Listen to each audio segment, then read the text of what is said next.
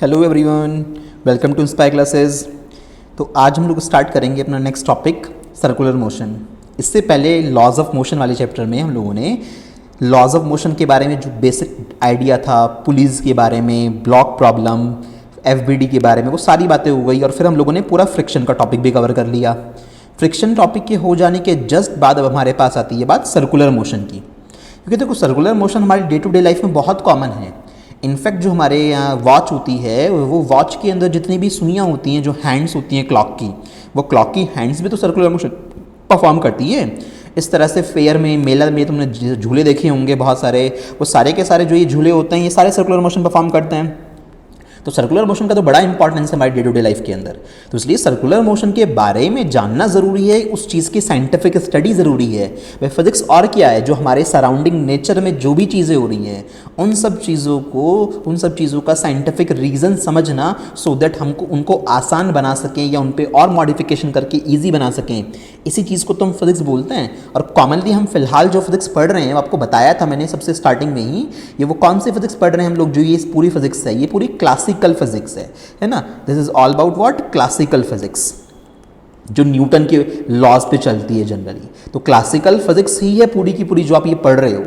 जब पार्टिकल का साइज बहुत ज़्यादा छोटा होने लगता है, यानी आप एटम्स, न्यूक्लियाई, इन सब चीज़ों की बात करने लगते हो, तब उस केस में मॉडर्न फिजिक्स आ जाती है ना।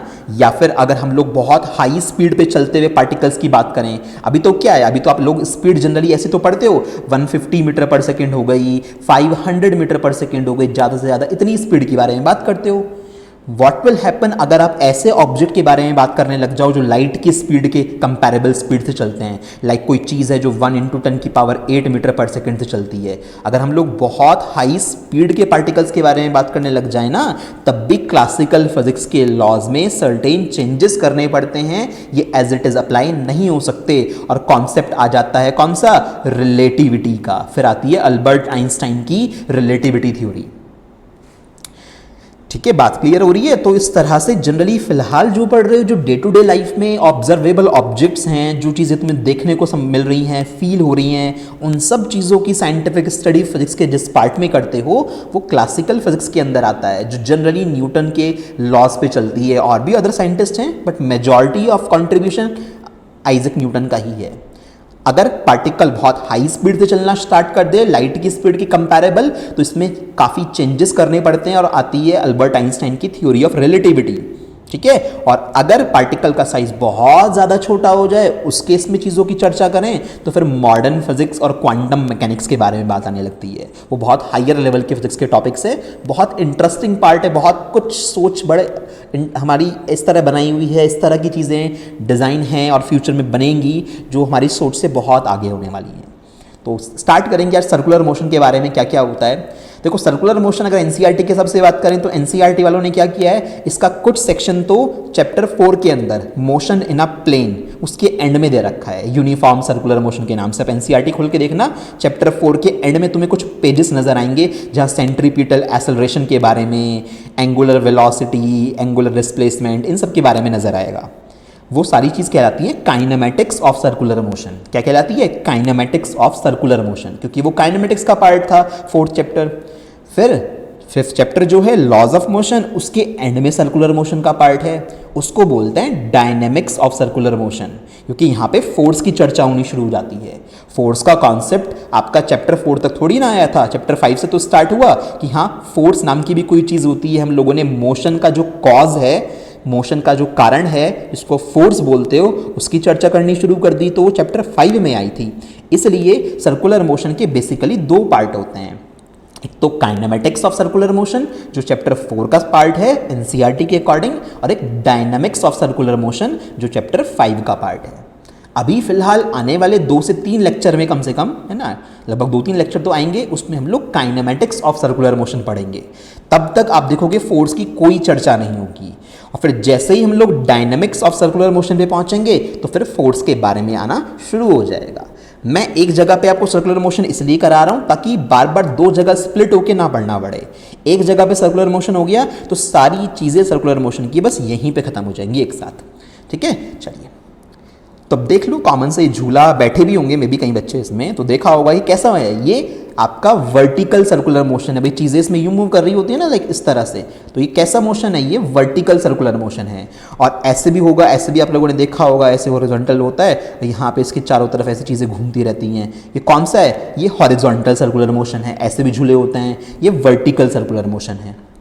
ठीक है, चलो खैर देख लो इस तरह की कई सारे एग्जाम्पल। यहाँ पे इस तरह एक्सिस होगी ना, बीच में सेंट्रल पे एक्सिस होगी, उसके अबाउट ही पूरा सिस्टम घूम रहा है, तो ये वर्टिकल सर्कुलर मोशन के रियल लाइफ एग्जांपल्स हैं कई सारे।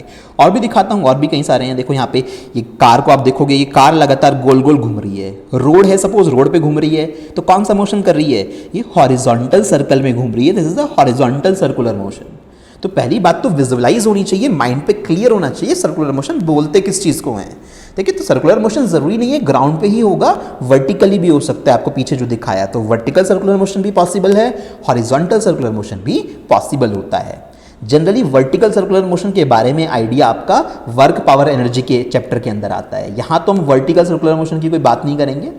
वर्टिकल सर्कुलर मोशन जब आप वर्क के एनर्जी के कॉन्सेप्ट पढ़ लेते हो, तब आप वर्टिकल सर्कुलर मोशन को समझ सकते हो। तो थोड़ी सी बात जब आएगी उस चैप्टर में, तब वहाँ कर लेंगे। ठीक है, डेथ वेल सब लोगों ने देखा होगा। जनरली मेले जब लगा करते थे भी कई जगह पे, तो ऐसे बाइक या फिर गाड़ियाँ जो होती हैं इसके अंदर गोल गोल बहुत हाई स्पीड से घूमते हैं और गिरते नहीं हैं। ये सोचो, यहाँ पे कोई सपोर्ट थोड़ी ना है, बस तेज स्पीड से घुमा रहे हैं। कुछ तो ऐसा होगा जिसकी वजह से ये गिरते नहीं हैं और लगातार घूमते घूमते रहते हैं। बहुत रेयर टू रेयर केस में किसी वजह से बैलेंस बिगड़ा तो अलग बात है, चोट भी लग जाती है, बट अदरवाइज ये ऐसे गेम्स आपने देखे होंगे। तो ये भी आपका डे टू डे लाइफ का एग्जाम्पल है ना। डेथ वेल बोलते हैं, क्या बोलते हैं इसको, मौत का कुआं बोलते हैं ना, डेथ वेल। तो ये सब चीज़ें आपने देखी हैं। खैर, ये सब बातें हो गई। तो ये कॉमन से कुछ रियल लाइफ एग्जांपल्स थे जो मैंने आपको दिखाए कि किस तरह से circular motion day to day life में हम लोगों को देखने को मिलता है। हम लोग इस चीज़ को पूरा फिजिक्स के पॉइंट ऑफ व्यू से, मैथमेटिकल पॉइंट ऑफ व्यू में ले जाके उस तरह से समझेंगे ताकि हम नए नए पैरामीटर्स डिज़ाइन कर पाएँ। भाई फिजिक्स जो साइंस है, उस साइंस में जो चीज़ें बनी हैं, उन्हीं चीज़ों को तो इम्प्लीमेंट करके टेक्नोलॉजी डेवलप हुई है। नहीं तो टेक्नोलॉजी कैसे डेवलप होती है? आज आप मोबाइल फ़ोन जो यूज़ करते हो, मोबाइल फ़ोन में कैसा कम्युनिकेशन है? मोबाइल में वायरलेस कम्युनिकेशन होता है। और ये वायरलेस कम्युनिकेशन का जो पूरा प्रोग्रामिंग है, पूरा कॉन्सेप्ट है, ये इलेक्ट्रोमैग्नेटिक वेव पे जाता है। इलेक्ट्रोमैग्नेटिक वेव के अंदर क्या होता है? इलेक्ट्रिक फील्ड होता है और मैग्नेटिक फील्ड होता है। इसकी कॉम्बिनेशन से इलेक्ट्रोमैग्नेटिक वेव बनती है। तो अगर इलेक्ट्रिक फील्ड और मैग्नेटिक फील्ड की डिस्कवरीज ना हुई होती और स्टिल्ड माइकल फैराडे जैसे लोग ना आए होते, तो शायद कभी इलेक्ट्रोमैग्नेटिक वेव के बारे में पता भी नहीं लग पाता। इलेक्ट्रोमैग्नेटिक वेव कभी पता नहीं लग पाती तो कभी वायरलेस कम्युनिकेशन शायद दुनिया में पॉसिबल नहीं हो पाता। एक सपना बन के रह जाता कि मैं अगर आज यहाँ पे हूँ तो मैं किसी भी कंट्री में, दूसरी कंट्री में किसी पर्सन से बात कर सकता हूँ, तो ये लोगों के लिए ड्रीम रह जाता। बट नहीं, इलेक्ट्रिक और मैग्नेटिक फील्ड के कॉन्सेप्ट आए फिजिक्स के अंदर, उन चीज़ों को इम्प्लीमेंट किया गया, एक्सपेरिमेंट्स परफॉर्म किए गए, इलेक्ट्रोमैग्नेटिक वेव समझ में आई, उससे फिर फाइनली लोगों ने वायरलेस कम्युनिकेशन एस्टेब्लिश कर दिया। और आज आप तो जानते हो, अब तो दुनिया इस पे चल रही है, वायरलेस टेक्नोलॉजी पे सब कुछ धीरे धीरे वायरलेस होता जा रहा है। चार्जिंग भी वायरलेस होने लगी है मोबाइल फ़ोन्स की, है ना। तो ये सब कुछ फिजिक्स ने दिया है, उस चीज़ को ही दुनिया ने इम्प्लीमेंट करा है। टेक्नोलॉजी कभी भी साइंस के बिना एग्जिस्ट नहीं कर सकती। साइंस और टेक का बड़ा ही स्ट्रॉन्ग बॉन्ड होता है, बड़ा ही स्ट्रॉन्ग कॉम्बिनेशन होता है। चीज़ें समझी हैं, वो सब चीज़ें जो एक्सपेरिमेंट्स किए जाते हैं, जो चीज़ें होती हैं, वो सब साइंस का पार्ट है। और फिर जब उसको इम्प्लीमेंट करते हैं हम लोग, वो टेक्नोलॉजी में आ जाता है। तो टेक्नोलॉजी ने लाइफ को बहुत आसान बना दिया और सब कुछ साइंस की वजह से। तो सर्कुलर मोशन पे थोड़ी सी बात आगे बढ़ाते हैं। तो sir, types of circular motion में बात करें तो दो तरह के सर्कुलर मोशन होती हैं, यूनिफॉर्म सर्कुलर मोशन होती है और नॉन यूनिफॉर्म सर्कुलर मोशन भी होती है। अगर मैं थोड़ा सा डिटेल में बताऊं तो हमारे 11th के सिलेबस में सिर्फ हमारा यूनिफॉर्म सर्कुलर मोशन होता है, नॉन यूनिफॉर्म नहीं है। डिटेल किसकी है? यूनिफॉर्म सर्कुलर मोशन की है। नॉन यूनिफॉर्म का आइडिया है बस, और कुछ खास नहीं है। सुनना ध्यान से, एक छोटी सी बात यहीं की यहीं। यूनिफॉर्म सर्कुलर मोशन और नॉन यूनिफॉर्म का फर्क समझा देता हूं, कभी नहीं भूलोगे। यहाँ पे हमारे पास सेंटर है, ये कोई सर्कुलर पाथ है, ये ग्रीन कलर से मैंने ऑब्जेक्ट बनाया। हमें अच्छे से पता है, ये बात इतनी 9th में भी बता दी जाती है कि जब कोई पार्टिकल सर्कुलर मोशन पे घूमता है, सर्कुलर पाथ पे घूमता है, तो उस पे सेंटर की तरफ एक एक्सेलरेशन वर्क करता है, जिसको क्या बोलते हैं? सेंट्रीपिटल एक्सेलरेशन बोलते हैं। सेंटर की तरफ वर्क करने वाले एसेलरेशन को क्या बोलते हैं? सेंट्रीपिटल एसेलरेशन बोलते हैं। और ये एसेलरेशन मैंडेटरी है अगर आपको सर्कुलर पाथ पे घूमना है तो, कहीं से भी मिले ये मिलना पड़ेगा, अदरवाइज आप गोल नहीं घूम सकते, ये इम्पॉसिबल है। ये बात पड़ी है। ऐसे इसकी टेंजेंशियल वेलोसिटी है ना, तो अगर ये स्पीड कांस्टेंट है, ये स्पीड अगर कांस्टेंट है, डायरेक्शन चेंज होगी तो वेलोसिटी तो चेंज होगी भाई। वेलोसिटी में स्पीड के साथ साथ डायरेक्शन भी आती है। मैं कह रहा हूं कि अगर ये स्पीड, मैं इसका मैग्नीट्यूड देख रहा हूं सिर्फ, यानी ये स्पीड है, तो अगर ये कांस्टेंट है यानी पार्टिकल गोल गोल रास्ते पे घूम रहा है कांस्टेंट स्पीड से। ध्यान रखना बच्चों, सर्कुलर मोशन में वेलोसिटी कभी कांस्टेंट नहीं हो सकती, क्योंकि हर पॉइंट पे बच्चों डायरेक्शन चेंज हो रही है ना। थोड़ी देर में ये ग्रीन वाला पार्टिकल यहां पहुंच गया, तो अब डायरेक्शन कैसी हो जाएगी? वेलोसिटी कैसे हो जाएगी? तो डायरेक्शन चेंज हो रही है तो वेलोसिटी तो कांस्टेंट रह ही नहीं सकती, बट स्पीड तो कांस्टेंट हो सकती है। आप 10 मीटर पर सेकंड से घूम रहे हो, 10 से घूमते रहो। तो अगर कोई पार्टिकल सेंटर के अबाउट कांस्टेंट स्पीड से घूमता है, उसकी स्पीड कांस्टेंट रहती है, तो उस सिचुएशन में उसकी जो मोशन होती है वो किस कैटेगरी में जाएगी? यूनिफॉर्म सर्कुलर मोशन में। तो सर फिर नॉन यूनिफॉर्म क्या होती है? सर्कुलर मोशन तो है, यानी यहाँ पे भी घूमेगा तो गोल गोल रास्ते पे ही, ठीक है, ऐसे बनाया। गोल गोल रास्ते पे घूमना है, मैंडेटरी कंडीशन, सेंट्रीपिटल तो लगेगा, नहीं तो आप घूम ही नहीं सकते, वो पॉसिबल नहीं है। सेंटर की तरफ सेंट्रीपिटल एसेलेरेशन तो लगेगा ही लगेगा जो आपको गोल घुमाएगा। ये स्पीड को नहीं बढ़ाता, ये आपको गोल घुमाता है, ठीक है। अब यहाँ पे क्या हुआ कि यहाँ पे इसकी जो ये टेंजेंशियल वेलोसिटी थी ये कांस्टेंट नहीं है, ये क्या है? ये इंक्रीज हो रही है टाइम के साथ साथ, सपोज करो, है ना, ये इंक्रीज हो रही है। यानी इस डायरेक्शन में भी इसमें एक एक्सेलरेशन आ गया, जिसको क्या बोलते हैं? एटी। एटी मतलब टेंजेंशियल एक्सेलरेशन, इसके बारे में आएगा आगे, टेंजेंशियल एक्सेलरेशन।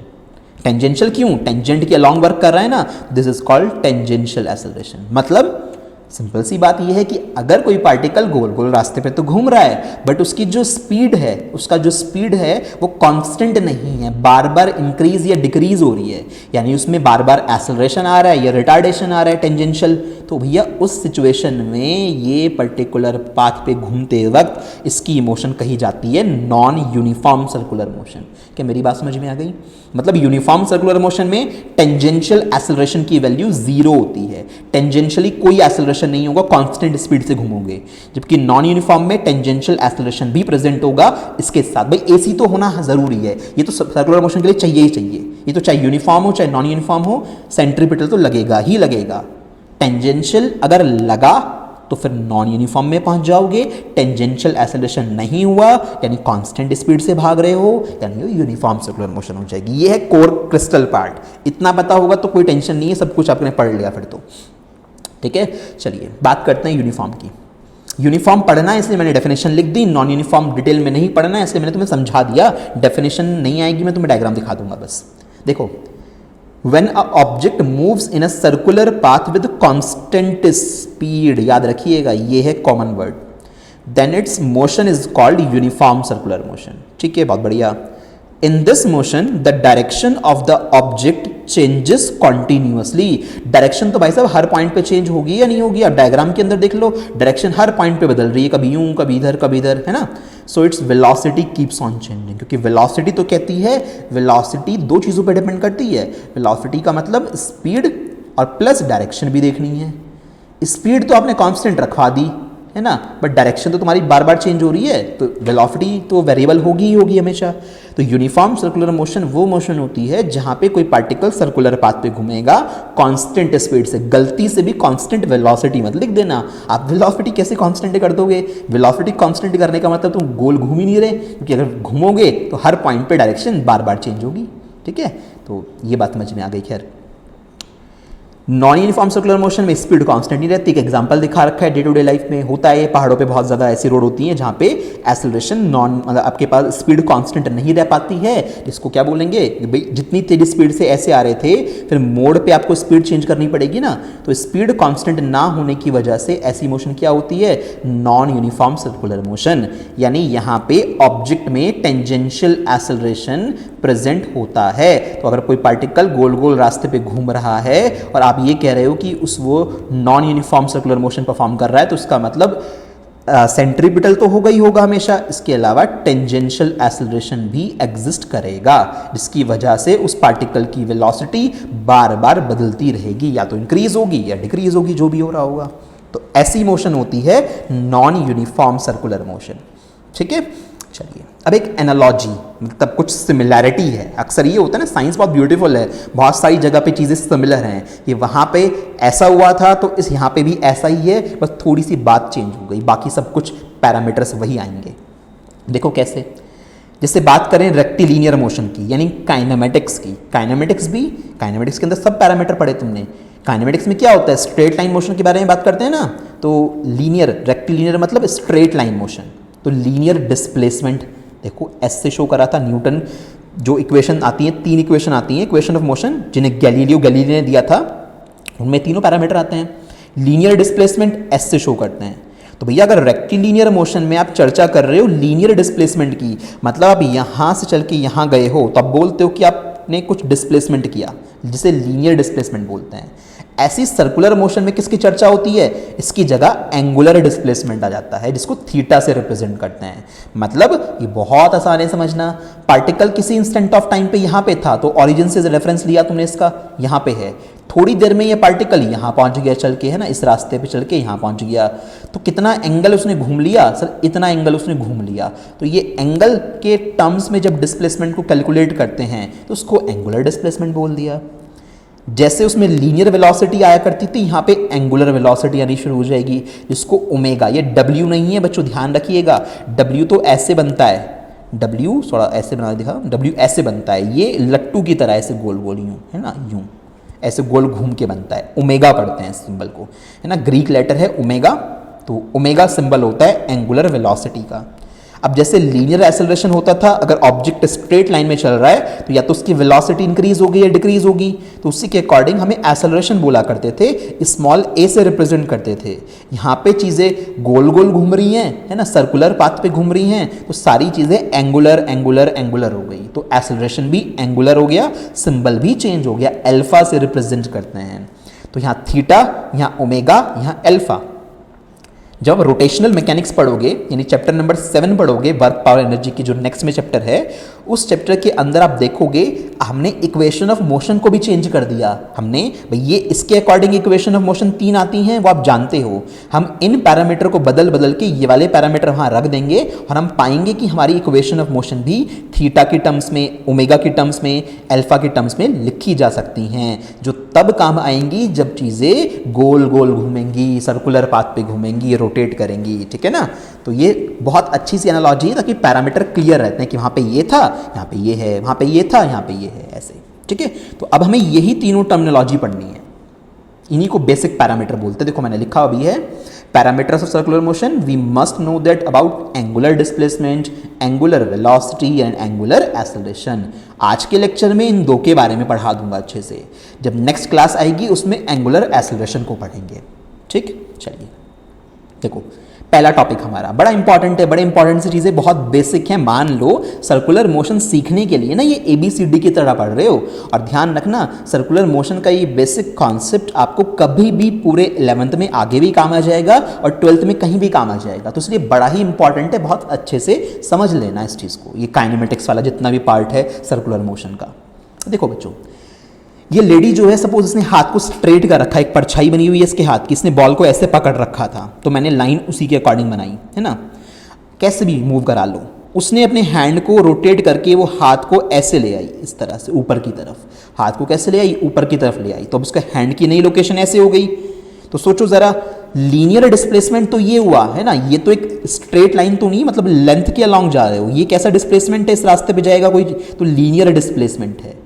बट अगर इसी को एंगल के टर्म्स में कैलकुलेट करूं तो क्या आया, एंगुलर डिस्प्लेसमेंट आ गया। उल्टा सोच लो, इसका हाथ ऐसे था, हाथ में इसने बॉल पकड़ रखी थी, इसने अपने हाथ को लोअर डाउन किया, लोअर डाउन किया, लोअर डाउन किया और ऐसे फ्लैट कर लिया, तो लीनियर डिस्प्लेसमेंट तो इतना हुआ जिसको मैंने L से शो कर रखा है, एंगुलर कितना हुआ, थीटा, और जिस पाथ पे एक कर्वेचर बना उसकी रेडियस कितनी है, R है। तो कैसे डिफाइन होता है angular displacement, angular displacement angle, मतलब एक तरह का एंगुलर डिस्प्लेसमेंट क्या होता है, एक तरह का एंगल होता है, या तो रेडियन में नापा जाएगा या उसकी जगह डिग्री में नापा जाएगा। तो एंगल की जो स्टैंडर्ड यूनिट होती है वो रेडियन होती है ना। आप लोगों ने पैरामीटर्स भी देखे थे, रेडियन, स्टेरेडियन, जब आपने फंडामेंटल क्वांटिटी पढ़ी थी 7 और 2 सप्लीमेंट्री क्वांटिटी पढ़ी थी, याद है ना, चैप्टर नंबर 2 के अंदर।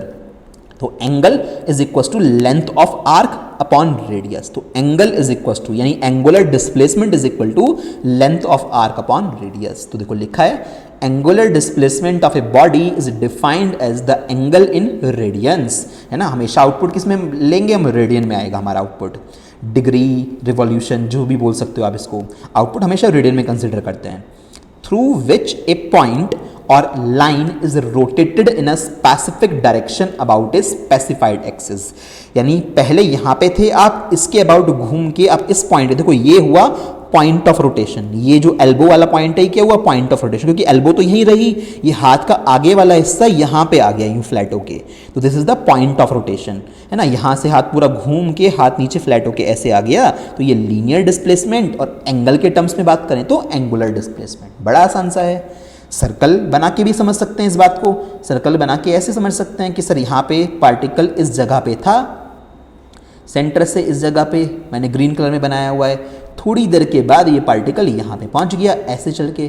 तो जो रेड कलर का रास्ता उसने ट्रेवल किया, ये तो वो लेंथ ऑफ आर्क हो गई, है ना। और इनिशियल और फाइनल पॉइंट को मिला के अगर एंगल चेक करूँ तो ये क्या हो गया, एंगुलर डिस्प्लेसमेंट हो गया। तो angle is equal to length of arc upon radius.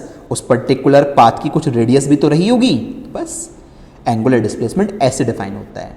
Unit क्या होती है एंगुलर डिस्प्लेसमेंट की, इससे मत निकालना, इससे कभी नहीं आएंगी, क्योंकि यहाँ तो लेंथ सपोज सेंटीमीटर में, रेडियस ये भी सेंटीमीटर में, सेंटीमीटर सेंटीमीटर कट जाएगा, आपको लगेगा कोई यूनिट ही नहीं आई। नहीं, एंगल है ना एक तरह का, तो एंगल को किस में नापते हैं, एंगल की स्टैंडर्ड यूनिट होती है रेडियन, याद रखिएगा, ठीक है।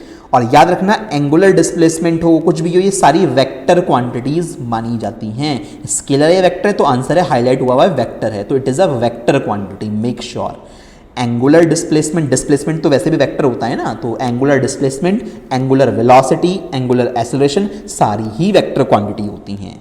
डायमेंशन अक्सर पूछ लेते हैं, वैसे डायमेंशन हमने निकाली होगी जब हमने चैप्टर 2 पढ़ा था, डायमेंशंस के बारे में पढ़ी थी बात। तो डायमेंशन कुछ नहीं होती इसकी, क्यों, ऊपर length of arc L, radius उसके लिए भी एल, कट गया एल की पावर 0, यानी हमारी एंगुलर डिस्प्लेसमेंट की यूनिट तो एग्जिस्ट करती है, बट ये डायमेंशनलेस क्वांटिटी है। इस बारे में मैंने आपको बताया था, ऐसा कोई रूल नहीं है कि आपके पास किसी क्वांटिटी की डायमेंशन है तो उसकी रेडियस भी, सॉरी उसकी यूनिट भी होगी, या उसकी यूनिट है तो डायमेंशन भी होगी।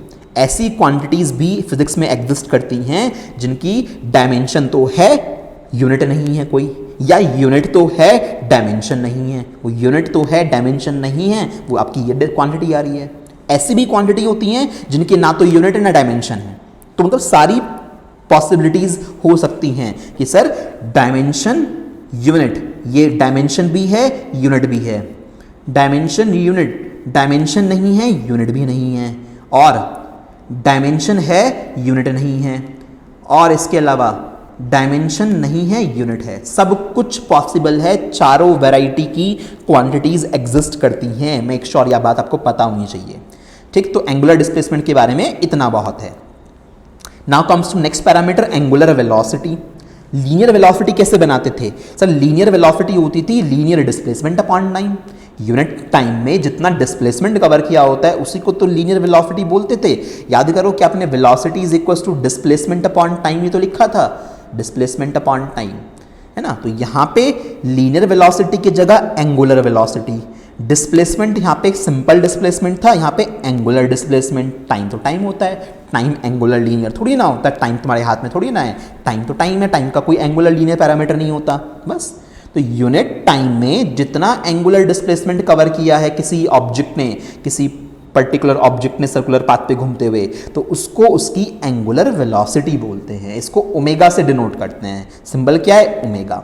सुनो जरा बात ध्यान से, यहां पे हुआ क्या कि इस तरह से यहां पे था पार्टिकल, 1 सेकंड के बाद वो पार्टिकल यहां पे आ गया और उसने जो एंगल कवर किया वो कितना किया, π/3। यहां से यहां पे 1 सेकंड में आ गया, इतना एंगल कवर किया, यूनिट टाइम में कवर किया गया डिस्प्लेसमेंट ही एंगुलर वेलोसिटी कहलाता है। तो एंगुलर वेलोसिटी ओमेगा कितनी आ जाएगी, displacement pi by 3 upon time, time 1 second का ही है, तो कितना हो गया पाई बाय 3, यूनिट क्या आएगी रेडियन पर सेकंड, है ना भाई, इसकी यूनिट रेडियन होती है, इसकी सेकंड होती है, तो पाई बाय 3 रेडियन पर सेकंड, ये एंगुलर वेलोसिटी आ गई इसकी। क्या मेरी बात समझ में आ रही है? इस तरह से बहुत इजी वे में समझ सकते हैं भाई, यूनिट टाइम में जितना एंगल कवर कर लेगा हमारा पार्टिकल, जितने एंगल से घूम जाएगा वो, उसे उसका एंगुलर वेलोसिटी बोलते हैं, है ना। ठीक है, इसी चीज़ को थोड़ा सा आगे बढ़ा लो, एसआई यूनिट कोई रेडियन पर सेकेंड, डायमेंशन, डायमेंशन इजी है भाई, इस वाले की तो कोई डायमेंशन नहीं आई थी, एंगुलर डिस्प्लेसमेंट की कोई डायमेंशन नहीं होती, आपको ने पीछे देख लिया, एल की पावर 0 आएगा, नीचे टाइम की तो टी होती है, देखो इसी को लिखा है, ये तो कोई नहीं होती, नीचे टाइम की टी होती है, टी ऊपर चला गया, तो एंगुलर डिस्प्लेसमेंट की कोई डायमेंशन नहीं थी, बट एंगुलर वेलोसिटी की डायमेंशन होती है। याद रखना, बच्चे बहुत गलतियां करते हैं इस बारे में कि क्या होता है कि लीनियर वेलोसिटी की डायमेंशन पूछी, तो लीनियर वेलोसिटी की तो डायमेंशन बच्चों LT-1 आएगी, है ना, क्योंकि वो displacement, linear displacement upon time है, वहाँ पे लीनियर डिस्प्लेसमेंट की डायमेंशन L, टाइम की T, ऊपर जाके -T हो गई, है ना, T-1 हो गई। बट बात अगर की जाएगी एंगुलर वेलोसिटी की, तो भाई साहब एंगुलर वेलोसिटी की डायमेंशन में ये L वाला पैरामीटर नहीं आ पाता, ठीक है, ये L गायब हो जाता है, क्योंकि ऊपर आएगा एंगुलर डिस्प्लेसमेंट जिसकी कोई डायमेंशन नहीं आनेगी, नीचे आएगा टाइम वाला, तो टाइम वाली डायमेंशन ही ऊपर आ जाती है, बस ये आती है खाली। तो फर्क याद रखना, वेलोसिटी कौन सी है, एंगुलर है, तो T की पावर -1 आएगा, वेलोसिटी लीनियर है तो LT-1 आएगा। सेम लॉजिक एक्सेलरेशन के साथ है, अगर लीनियर एक्सेलरेशन की बात करते तो LT-2 आता, और एंगुलर एक्सेलरेशन की बात करेंगे तो L नहीं आनेगा, T-2 आएगा बस, ठीक है। तो ये डायमेंशन, ये भी कैसी होगी, वेलोसिटी, ये भी वेक्टर क्वांटिटी ही होगी, ठीक है। अच्छा, अब डायरेक्शन के बारे में चर्चा करते हैं जरा, ये एक्स्ट्रा पार्ट जो है ना मैं मिटा देता हूँ, जो मैंने कराया था कि तुम्हें ये जो एक्स्ट्रा डायग्राम में दिखाई दे सकें, तो ये ब्लैक कलर से जो मैंने लिखा है इसको मैं यहाँ से हटा रहा हूँ, ठीक है, मैंने तुम्हें समझा दिया। मैं जरा डायरेक्शन के बारे में और बता दूँ तुम्हें, सुनो ध्यान से। अब ऐसा हो सकता है कि वो पार्टिकल या तो एंटी क्लॉकवाइज घूम रहा हो या फिर क्लॉकवाइज घूम रहा हो, एंगुलर वेलोसिटी है, डायरेक्शन है, तो बताओ कैसे होगी, वेक्टर क्वांटिटी होने के बाद। तो हमने क्या करा, पार्टिकल एंटी क्लॉकवाइज अगर घूम रहा है तो आप क्या करो, अपने राइट हैंड को पकड़ो, राइट हैंड की उंगलियों को घुमाओ आप इस डायरेक्शन में, राइट हैंड की उंगलियों को घुमाओगे अगर इस डायरेक्शन में, जैसे घूम रही है एरो, तो आप पाओगे कि आपका थंब बाहर की तरफ आ रहा है, आपकी साइड आ रहा है। अगर थंब आपकी साइड आ रहा है तो क्या आएगा, डॉट आएगा। ये डॉट क्रॉस वाली बातें मैग्नेटिज्म में पढ़ाई हैं। अगर कोई चीज़ पेपर से बाहर की तरफ निकल के आपकी साइड आ रही है तो उसे डॉट से रिप्रेजेंट करते हैं। तो इसका मतलब आप अपनी राइट हैंड की फिंगर्स को घुमाइए, जिस डायरेक्शन में थंब आएगा वो डायरेक्शन आपकी एंगुलर वेलोसिटी को रिप्रेजेंट करेगी। तो यहाँ पे ओमेगा कैसे होगा, आउट ऑफ द पेज, है ना, out of the plane, outward direction में। अगर ऐसा हुआ भाई, पार्टिकल क्लॉकवाइज भी तो घूम सकता है, ठीक है, क्लॉकवाइज घुमा लो अपने राइट हैंड की उंगलियों को, राइट हैंड की उंगलियों को क्लॉकवाइज घुमाओगे तो थंब पेपर पे अंदर की तरफ आएगा, क्रॉस से रिप्रेजेंटेशन होगा, है ना। तो उसका मतलब यहाँ पे ओमेगा की वेलोसिटी, ओमेगा की जो डायरेक्शन होगी वो पेपर पे अंदर की तरफ होगी। तो क्या मेरी बात समझ में आ रही है, मतलब पार्टिकल जिस प्लेन में घूम रहा होता है एंगुलर वेलोसिटी उसके परपेंडिकुलर होती है, तो आउट ऑफ द पेज होगी या इनसाइड द पेज होगी, उसके अलोंग नहीं होती है। क्या बात समझ में आ रही है, मतलब ऐसे पार्टिकल अगर कोई घूम रहा है, ऐसे जा रहा है, तो एंगुलर वेलोसिटी की डायरेक्शन ऐसे नहीं होती है, ठीक है। एंगुलर वेलोसिटी की direction out of the page या इनवर्ड द पेज होती है, दो पॉसिबिलिटी हैं। पार्टिकल तो ऐसे ही चलेगा, बट वेलोसिटी का वेक्टर जो होगा वो या तो आउटवर्ड आएगा या इनवर्ड आएगा। डायरेक्शन निकालनी आनी चाहिए, बेसिक सी बात चीज सारी है, ठीक है। कुछ इंपॉर्टेंट चीजें बच्चों ये स्पेशली आप लोगों के लिए लिखी हैं, ये काम आएंगी आपको आगे तक। एंगुलर वेलोसिटी के बारे में कुछ बातें हैं। मुझे एक बार बताओ, कोई पार्टिकल ने अगर यहाँ से चलना स्टार्ट करा और वो घूम फिर के पूरा राउंड मार के वापस यहीं आ गया, एक चक्कर उसने पूरा कर लिया, एक चक्कर में कितना एंगल घूमते हो, 360 का, 2 पाई रेडियन, जिसको आप 360 डिग्री भी बोला करते हो, उतना ही तो एंगल घूमते हैं 2 डायमेंशन में। 2 डायमेंशन में कोई पार्टिकल चल के घूम फिर के वहीं पे आ जाए तो पूरा टोटल एंगल कितना होता है, 360 का होता है, यानी 2 पाई रेडियन का होता है। तो एक पूरे राउंड में एंगल हो गया 2 पाई रेडियन का। पूरे राउंड में जो टाइम लगता है उसको टाइम पीरियड बोलते हैं। कैपिटल टी क्या है, टाइम पीरियड। एक कंप्लीट रोटेशन में जिस टाइम लगता है उसी को टाइम पीरियड बोलते हैं। हमें पता है एक साइकिल पूरा करने में लगने वाला टाइम। हमने ओमेगा निकालने की कोशिश करी, omega is equal to angular displacement upon time. Sir angular displacement तो 2 पाई का है, टाइम कैपिटल टी है, तो ओमेगा की value 2 pi upon capital T भी होती है। याद रखना, वेव जब चैप्टर आएगा सेकंड बुक के एंड में काफ़ी जगह यूज़ करूंगा इसको, यहाँ पे ये काफ़ी जगह वेव थ्योरी के अंदर यूज़ होता है। Omega is equal to 2 pi upon t कैसे आया आपको समझ में आना चाहिए। कंप्लीट रेवोल्यूशन से कॉन्सेप्ट निकाला। अब 1 अपॉन टाइम पीरियड तो फ्रीक्वेंसी होता है, ये चीज़ तो आपने साउंड वाले चैप्टर में 9 में पढ़ी है कि टाइम पीरियड और फ्रीक्वेंसी एक दूसरे के अपोजिट होते हैं। टाइम पीरियड ज़्यादा तो फ्रीक्वेंसी कम, टाइम पीरियड कम तो फ्रीक्वेंसी ज़्यादा। तो 1 अपॉन टी को हटा के यहाँ पे क्या लिख दिया, एन। तो ओमेगा की वैल्यू ये भी होती है टाइम पीरियड के टर्म्स में, फ्रीक्वेंसी के टर्म्स में ओमेगा की वैल्यू 2 पाई एन भी होती है। काफ़ी जगह इसे रिप्लेस करूंगा इसी क्लास में, 2 पाई एन आपका काफ़ी जगह यहीं पे यूज़ आएगा। तो बात ध्यान रखना, ओमेगा मतलब एंगुलर वेलोसिटी, 2 पाई एन के टर्म्स में एन क्या है, फ्रीक्वेंसी है उस चीज़ की। फ्रीक्वेंसी का क्या मतलब होता है, एक सेकंड में कितने रेवोल्यूशन वो चीज़ पूरी करती है, कितने साइकिल पूरी करती है। The number of cycles completed by a particle in 1 second is called its frequency.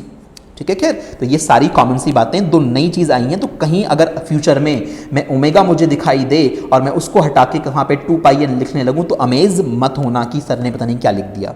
ठीक है, तो ये चीज़ समझा दी है, काम आएगी, इंपॉर्टेंट है। अब आते हैं एंगुलर वेलोसिटी चल रहा है। देखो मैं इतना अच्छे से तुम्हें पढ़ा दूंगा, तुम्हें कुछ और एक्स्ट्रा देखने की रिक्वायरमेंट ही नहीं पड़ेगी, सब कुछ यहाँ पे कवर हो जाएगा। अब टाइप्स पे आ जाओ। दो तरह की होती है एंगुलर वेलोसिटी, एक तो एवरेज। एवरेज की बात कब करेंगे, क्वेश्चन ऐसे पूछा उसने कि कोई पार्टिकल है ऐसे से जा रहा था, अब बताओ t is equal to 3 second से लेके t is equal to 6 second का जो टाइम इंटरवल था, इस दौरान है ना, या जैसे 9 बजे से लेके 10 बजे के बीच में, उस दौरान उसकी एंगुलर वेलोसिटी क्या रही है। अब ऐसे केस में जहां टाइम इंटरवल की बात होने लगे, आपको एक टाइम ड्यूरेशन देने लगे, तो वहां पे कौन सी निकालोगे, एवरेज निकालोगे, है ना। एवरेज मतलब टाइम ड्यूरेशन होगा वहां पे। तो ओमेगा एवरेज मतलब delta theta upon delta T. Delta theta का मतलब क्या है, T1 इंस्टेंट ऑफ टाइम पे एंगुलर डिस्प्लेसमेंट θ1 था, T2 डिस्प्लेसमेंट पे, T2 टाइम पे कितना हो गया, डिस्प्लेसमेंट θ2 हो गया। तो θ2 minus θ1 upon D2 minus T1। मतलब हमसे 3 से 6 सेकंड के बीच में पूछा तो हम क्या करेंगे, 6 माइनस 3, 3 सेकंड का टाइम ड्यूरेशन हो गया, और ऊपर क्या आएगा, 6 सेकंड पे एंगुलर पोजीशन कहाँ थी, 3 सेकंड पे एंगुलर पोजीशन कहाँ थी, उनको निकाल लेंगे। खुद सोचो ना, ऐसे अगर बना के दिखाऊंगे तो बड़ा आसान सा है। किसी इंस्टेंट ऑफ टाइम पे यहाँ से जर्नी स्टार्ट हुई है ना, हुई होगी, यहाँ से t इक्वल टू 0 वाला समय है, यहाँ से चलते चलते किसी instant of time t is equal to 3 second पे वो पार्टिकल यहाँ आ गया। कितना डिस्प्लेसमेंट कवर करा उसने, उसने θ1 यानी सपोज π/3 कवर करा। कितना कवर करा, π/3 कवर करा। उसके बाद कुछ टाइम के बाद 6 सेकंड पे वो यहाँ आ गया, है ना। ये t इज इक्वल टू 6 वाला टाइम है, उसने कितना कवर किया, फिर से बेस लाइन से काउंट होगा, उसने मान लिया कवर किया ये लगभग 2 पाई अपॉन 3, है ना, 2 पाई अपॉन 3 ये वाला टोटल डिस्प्लेसमेंट। यहाँ से स्टार्टिंग से t इक्वल टू 3 सेकंड उसने π/3 का एंगुलर डिस्प्लेसमेंट कवर किया। 6 सेकंड जब हो गए तो 6 सेकंड पे उसने शुरू से लेके लास्ट तक 2 π/3 किया। मुझे क्या निकालना है, मुझे इस ड्यूरेशन में निकालना है, ये 3 से 6 वाला। तो 3 से 6 के बीच में कितना कवर किया, तो सर 2 π/3 के एंगल में से π/3 का एंगल माइनस कर दो, और अपॉन में टाइम इंटरवल क्या लिख दो, 6 माइनस 3। यस और नो, बस ये लिखा हुआ है यहाँ पे। तो ऐसे एवरेज निकालते हैं जब टाइम ड्यूरेशन की बात होती है।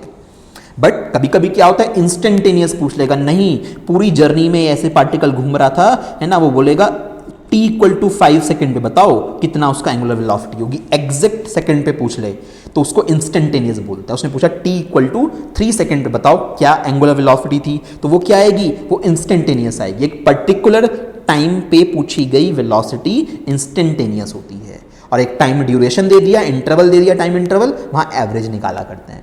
बात समझ में आ गई, ठीक है। तो ये सब कॉन्सेप्ट हमारे पास कम करेंगे। एक क्वेश्चन, चीज़ों को सीखने के लिए तो क्वेश्चन जरूरी हैं, है ना। तो अभी क्वेश्चन है, इस क्वेश्चन के अंदर एंगुलर वेलोसिटी भी निकलवा दी, इंस्टेंटेनियस भी निकलवा दी। इक्वेशन दी है एंगुलर डिस्प्लेसमेंट के टाइम्स के टर्म्स में। पूछा है एवरेज एंगुलर वेलोसिटी निकालो t इक्वल टू 2 सेकेंड से t इक्वल टू 4 सेकेंड पे। एक बार जरा ध्यान से देखो, इंस्टेंटेनियस निकालने के लिए आप थीटा का डिफरेंशिएशन कर रहे हो टाइम के रेस्पेक्ट में, यस और नो, क्योंकि इंस्टेंटेनियस में डिफरेंशिएशन के कॉन्सेप्ट आ जाता है। यहाँ पे कोई डिफरेंशिएशन का कॉन्सेप्ट नहीं है, यहाँ तो डिफरेंस निकालना है बस। तो average angular velocity t equal to 2 second से t इक्वल टू 4 सेकेंड तक क्या फार्मूला बनेगा, सुनना। ओमेगा एवरेज निकालने का क्या फार्मूला बनेगा इस ड्यूरेशन में। पहली बात, 4 से 2 पे पूछा है ना, यानी 4 माइनस 2 ये आएगा, या ऐसे रखो, अभी ऐसे रखो T2 माइनस T1। ऊपर थीटा जो निकालोगे, थीटा 2 किस पे निकालोगे, थीटा 2 का मतलब माइनस थीटा 1। थीटा 2 मतलब 4 सेकंड पे निकालोगे क्या एंगुलर डिस्प्लेसमेंट था। थीटा 1 मतलब 2, भाई इनिशियल ये है, फाइनल ये है। थीटा 2 मतलब 4th सेकंड पे क्या डिस्प्लेसमेंट था। थीटा 1 मतलब आपका 2 सेकंड पे क्या डिस्प्लेसमेंट था। उन्हें निकाल के फिर फिल करना पड़ेगा। तो मतलब T2 T1 तो मेरे पास डायरेक्ट है, मेरे पास थीटा 2 थीटा 1 नहीं है, तो मैं ये निकालूंगा। ठीक है जी, ये मैं इक्वेशन 1 मान लेता हूँ। नाउ थीटा 2 निकालो जरा, थीटा 2 क्या आएगा। थीटा 2 की वैल्यू अगर निकालूंगा, थीटा 2 मतलब t इक्वल टू किस पे, t इक्वल टू 4 सेकेंड पे, बाद वाले टाइम इंटरवल पे।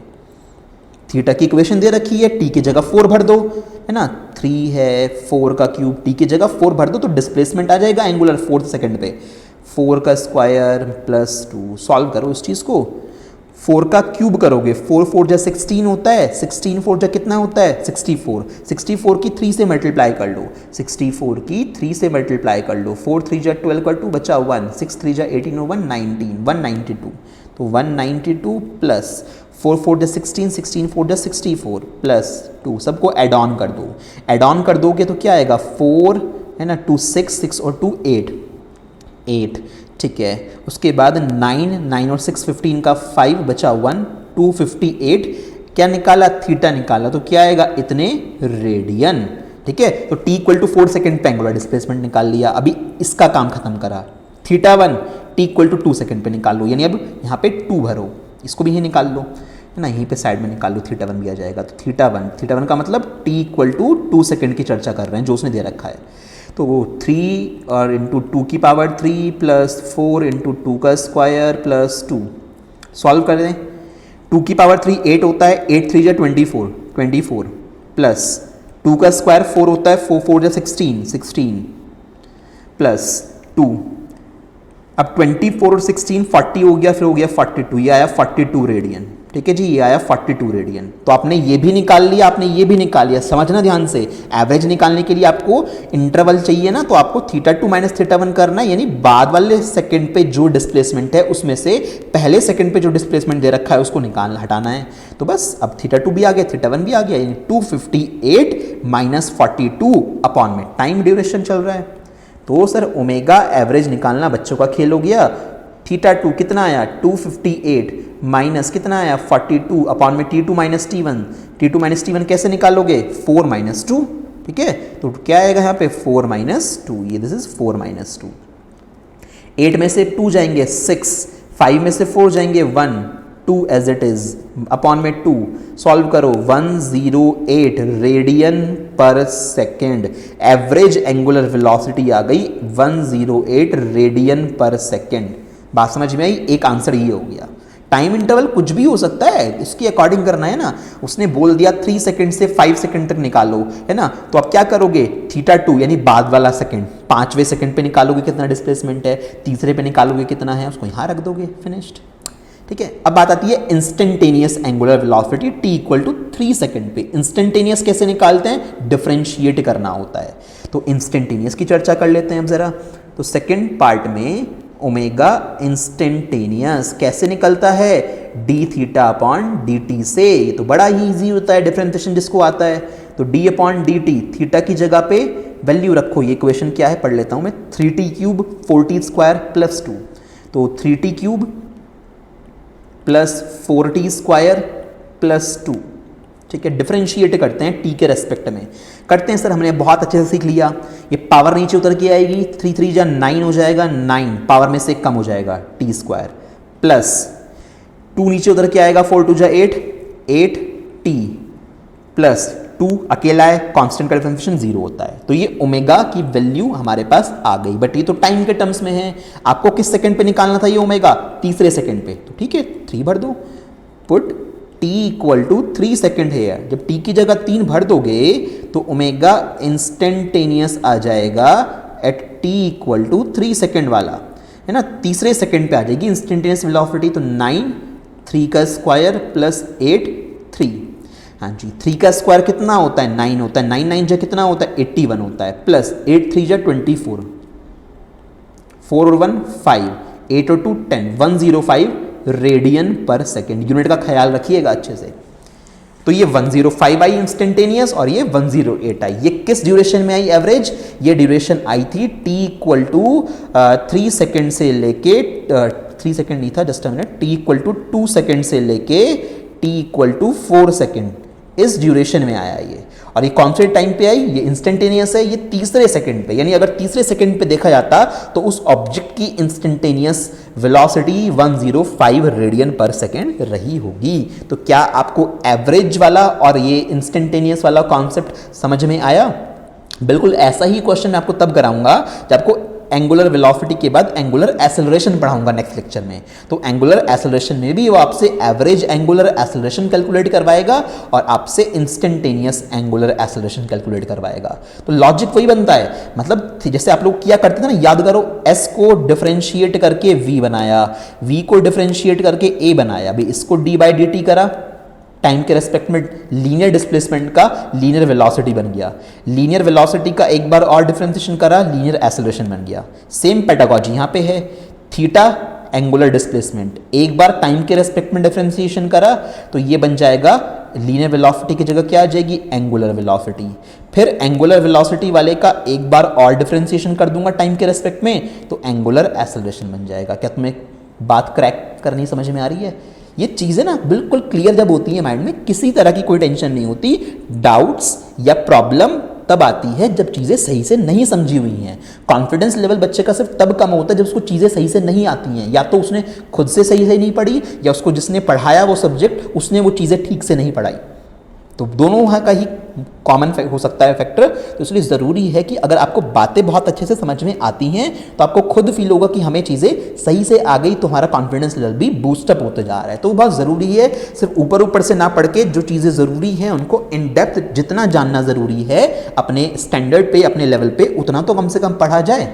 ठीक है, तो ये लेक्चर हमारा पहला था सर्कुलर मोशन में, जिसमें काफ़ी सारी बातें आपको कराई गई। इसके बाद जब सेकेंड लेक्चर आएगा उसमें पढ़ाऊंगा आपको एंगुलर एक्सेलरेशन क्या होता है, एंड देन फिर चीज़ों को कोरिलेट करना स्टार्ट करेंगे, आगे धीरे धीरे आएगा वो।